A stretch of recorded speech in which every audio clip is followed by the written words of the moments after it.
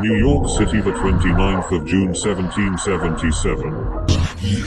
3 days after the historic Battle of the Rahway, known to historians as the Battle of Short Hills, a rebel captive from Westfield, New Jersey was rotting away in the infamous Sugar House prison in Lower Manhattan. Lawyer William Clark, ESQ, like many other non-combatants suspected of aiding the Patriot cause, had a rebel captive from Westfield, New Jersey was rotting away in the infamous Sugar House prison in Lower Manhattan.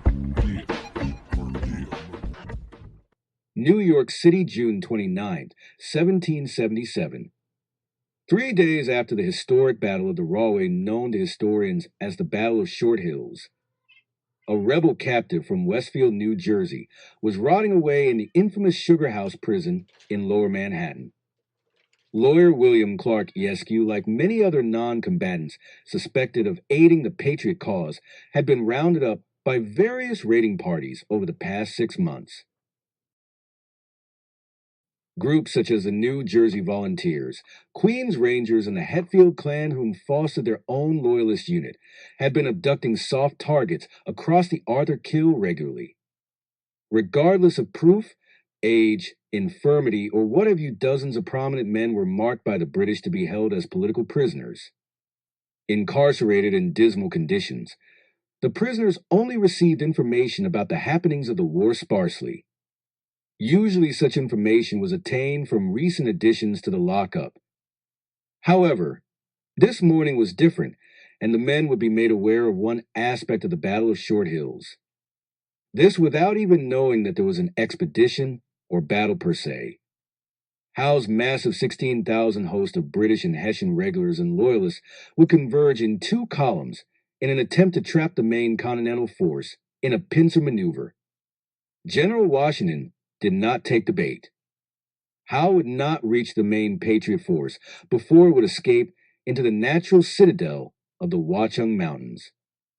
A superb set of delaying actions across the entirety of the 26th of June, 1777, incidentally recorded the hottest day of 1777 in New Jersey, was carried out by a contingent of approximately 1,500 Continentals under command of Major General William Alexander.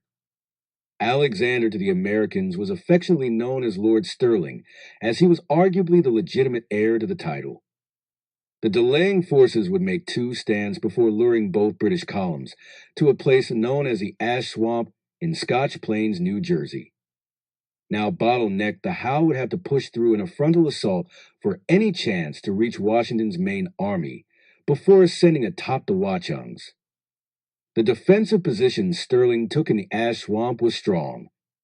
The summer had been hot, and the ground was rock hard and uneven. The dry stream beds lined with thirsty bushes and underbrush worked as a formidable earthwork. Howe with no way to use his overwhelming numbers, neither by charge or flanking maneuver, allowed Stirling and company to beat back the multitude for about an hour. After being satisfied that Washington and his 3,500 or so had been given sufficient time to reach the heights, Stirling would fall back to the small town of Westfield, where he with 500 men and 3 cannons made a stand to allow the majority of his force to escape and rejoin Washington. Most of these 500 men were the best of warriors the Americans had to offer at the time, making it risky. However, General Maxwell's light infantry, as well as a large contingent of Daniel Morgan's Virginia Rifles, moved and camped independently from the main army. These 1st American Special Forces units were crack troops. The battery held for 3 attacks on their position until about 6,000 of the King's troops were able to amass. To Stirling's credit, the majority of the defenders retreated successfully in good order. The sacrifice amounted to a few dozen men and 3 cannons, which was acceptable for General Alexander, who in a tactical loss secured a strategic victory. Though Howe won the field, his strategy moving forward was entirely altered, leaving life in the rebellion. This is where we get back to William Clark Esq and the news he would rue to inform his fellow captives. After Sterling and the 500's epic stand and withdrawal, the entirety of the British Army would sack the settlement of Westfield, plundering everything down to the residents' fence posts. The invaders lit Patriot homes ablaze and conducted a feast for 16,000 troops. Once Howe had determined further incursion was futile, his host would be left under the command of Cornwallis. The British would slaughter all of the livestock in the Westfield church and relieve the church of its splendid bell before also burning the church to the ground. The bell would be brought to Manhattan as a trophy, held as a reminder of the perceived British victory. The plunderers would ring the Westfield bell in glee the morning of June 29th, 1777. It was the first Sunday after the battle being rung. To add insult to injury, Westfield no longer had its church or its splendid bell on the Lord's Day. Clark heard his hometown bell that morning. He knew it sound well, its ring waving out only a few blocks away. Now somber William Clark was sure of one development in the war.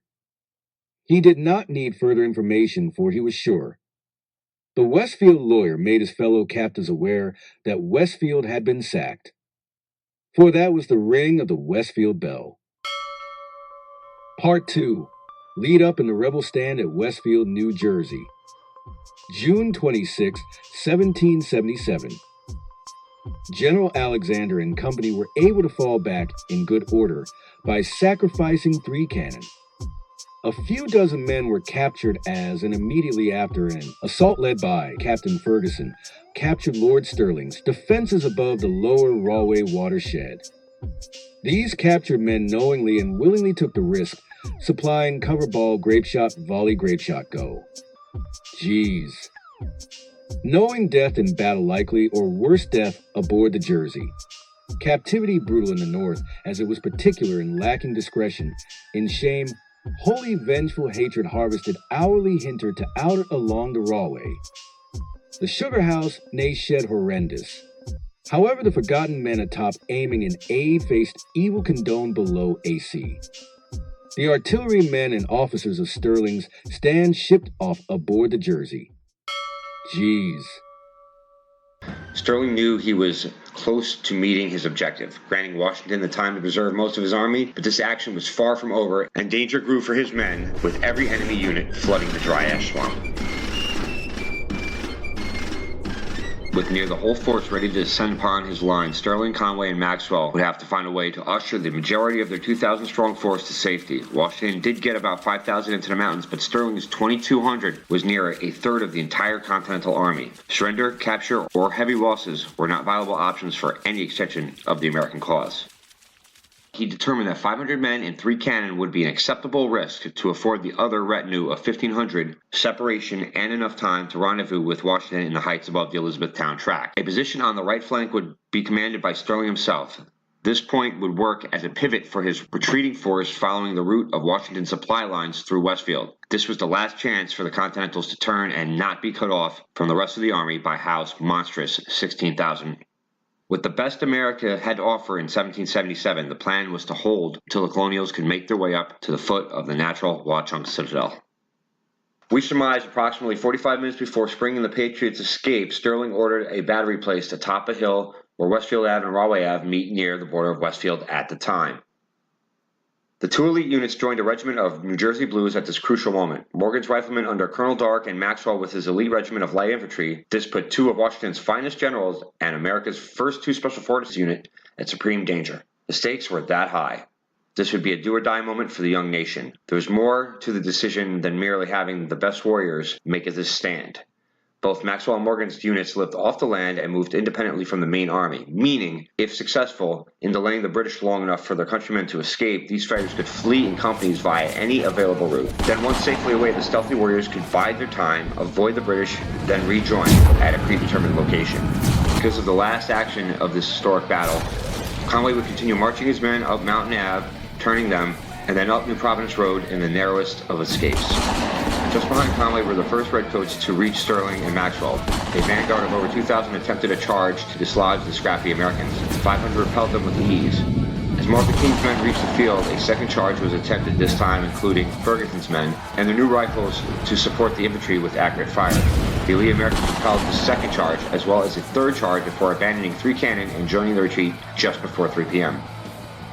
The British by this point were either unable or unwilling to give chase after marching and fighting over 12 hours, mostly in the hot sun. Sterling's 500 were able to join Washington and the rest of the Continentals quickly, unfollowed by Howe's expeditionary force.